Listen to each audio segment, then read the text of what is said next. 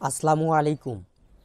HRL YouTube চ্যানেলের পক্ষ থেকে সবাইকে জানাচ্ছি শুভেচ্ছা এবং অভিনন্দন। আজকের ভিডিওতে মাইক্রোসফট এক্সেলের দারুণ একটি কাজ সম্পর্কে আলোচনা করব। চলুন তাহলে এই ভিডিওর মাধ্যমে দেখে আসি।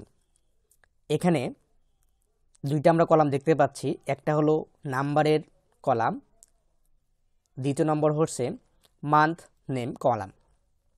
আমরা যদি এখানে চারটা আমাদের মান্থ লেখা আছে, বের করানো আছে, আমরা যদি এখান থেকে সিলেক্ট করার পর যে প্লাস চিহ্ন দিয়ে যদি নিচে নামায় দিই, তাহলে আমাদের এখানে 12 লেখা আছে, 12 হলো ডিসেম্বর মাস, ডিসেম্বর লেখা আছে, 11 দিছি এখানে নভেম্বর, 5 দিছি এখানে মে।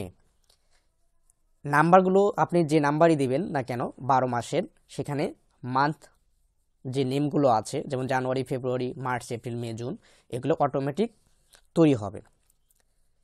চলুন তাহলে এই ভিডিওটি কিভাবে তৈরি করলাম আজকে শিখে আসি। এর জন্য আমরা দ্বিতীয় নম্বর একটা শিট ক্রিয়েট করলাম। এখান থেকে আমরা লিখব নাম্বার, পরে কলামও লিখব মান্থ নেম।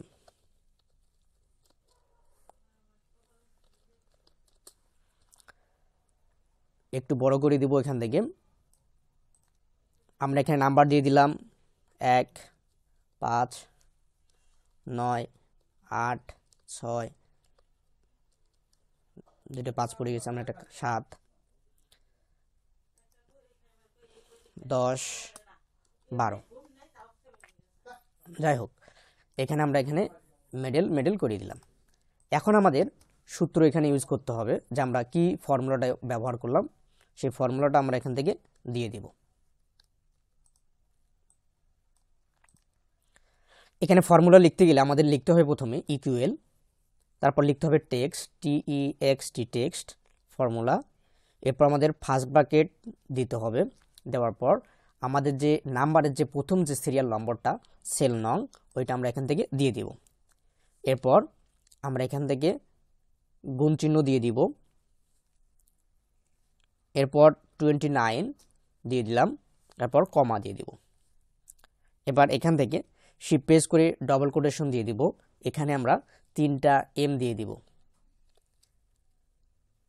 এরপর ডাবল কোটেশন দিয়ে দিব এবং শিফট প্রেস করে ফার্স্ট ব্র্যাকেট ক্লোজ করে দিলাম। দেওয়ার পর আমরা এখান থেকে কিবোর্ড থেকে এন্টার বাটন প্রেস করব। তাহলে আমাদের জানুয়ারি মাস এখানে 1 দিছি, 1-এ জানুয়ারি মাস চলে আসছে।